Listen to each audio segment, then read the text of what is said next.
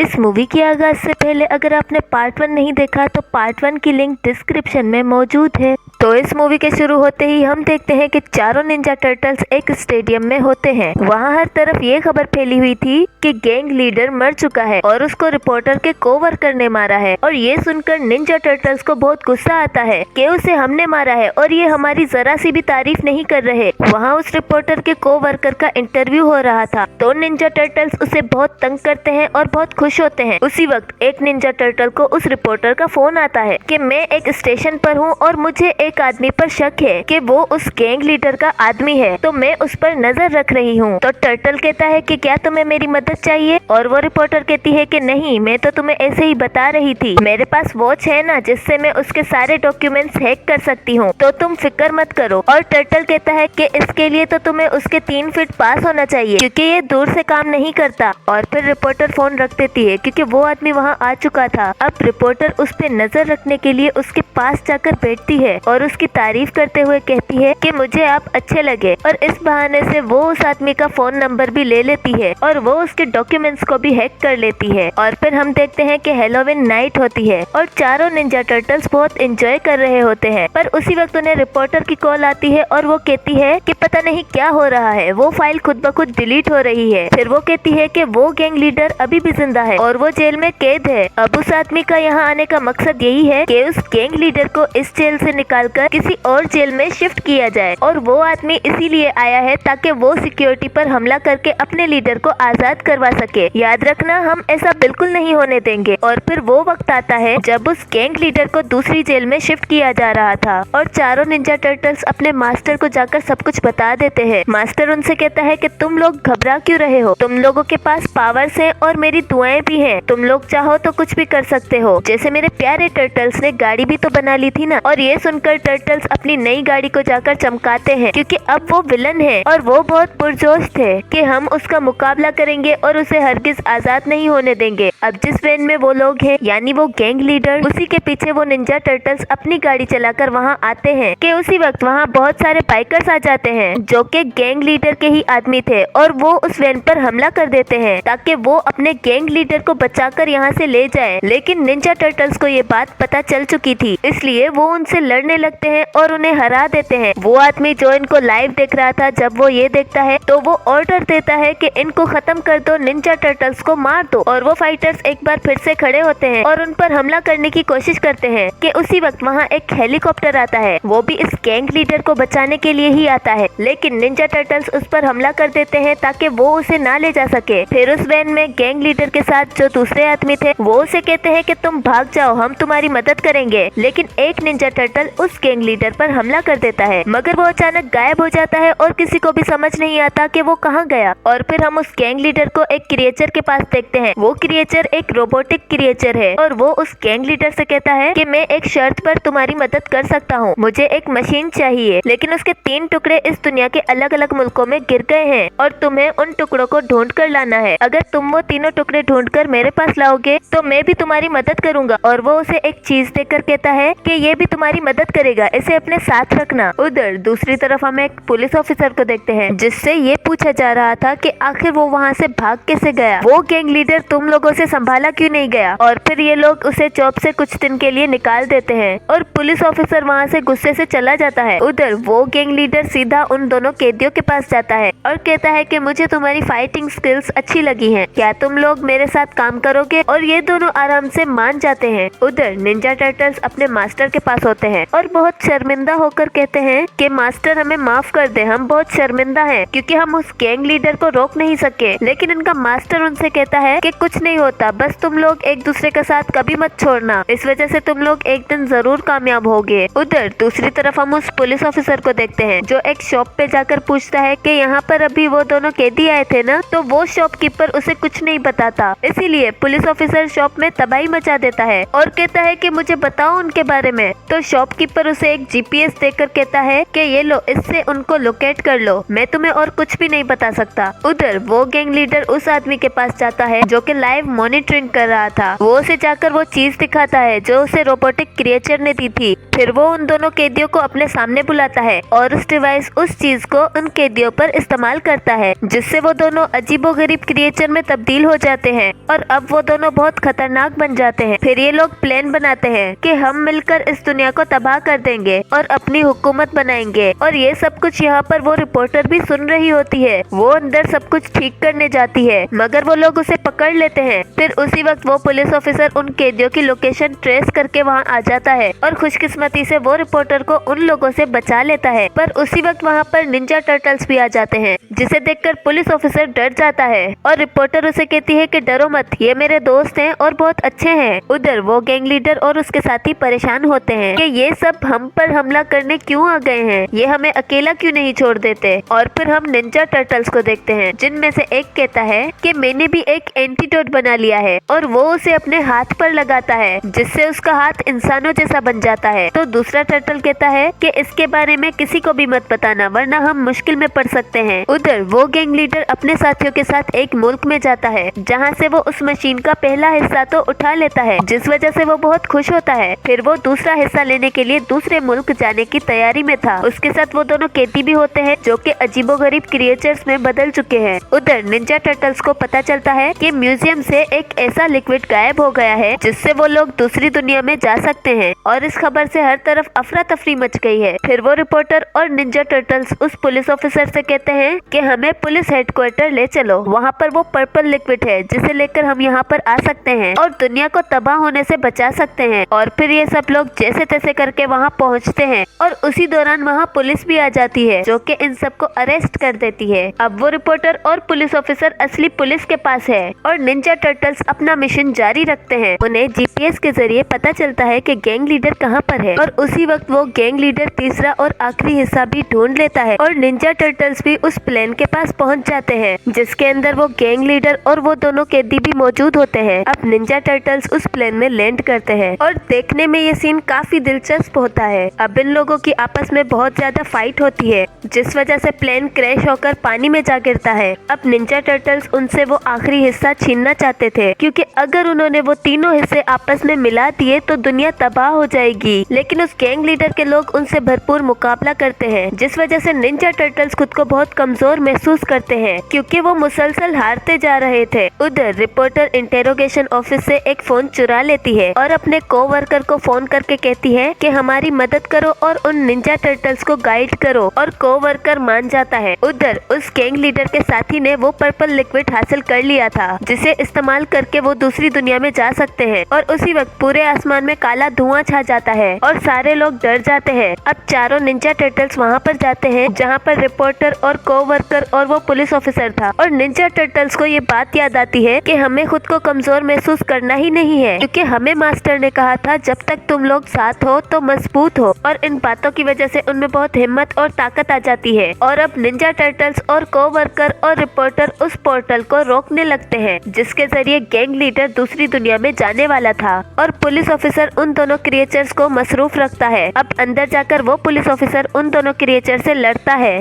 और बाहर Ninja turtles उस रोबोटिक क्रिएचर से लड़ रहे होते हैं। अंदर वो पुलिस ऑफिसर उस पोर्टल को भी तोड़ देता है, जिससे वो पोर्टल तबाह होकर खत्म हो जाती है और सब निंजा टर्टल्स बहुत खुश होते हैं और डांस करते हैं। और फिर वो रिपोर्टर रिपोर्ट दे रही होती है, जिससे वो बहुत खुश होती है। अब हम देखते हैं कि पुलिस ऑफिसर उन चारों निंजा टर्टल्स को क्रेडिट देती है कि उन्होंने ही गैंग लीडर को हराया है, जिस वजह से उनकी बहुत तारीफ होती है और उनको शहर की चाबी दी जाती है कि तुम लोग शहर की हिफाजत कर सकते हो। और ये सुनकर निंजा टर्टल्स बहुत ज्यादा खुश होते हैं। फिर एक पुलिस ऑफिसर कहती है कि तुम चाहो तो इंसानों की तरह हमारे साथ रह सकते हो, मगर निंजा टर्टल्स एक दूसरे को देखकर बहुत हंसते हैं और कहते हैं कि नहीं, कभी भी नहीं, हम अपनी जिंदगी में बहुत खुश हैं। और इसी के साथ ये मूवी खत्म हो जाती है।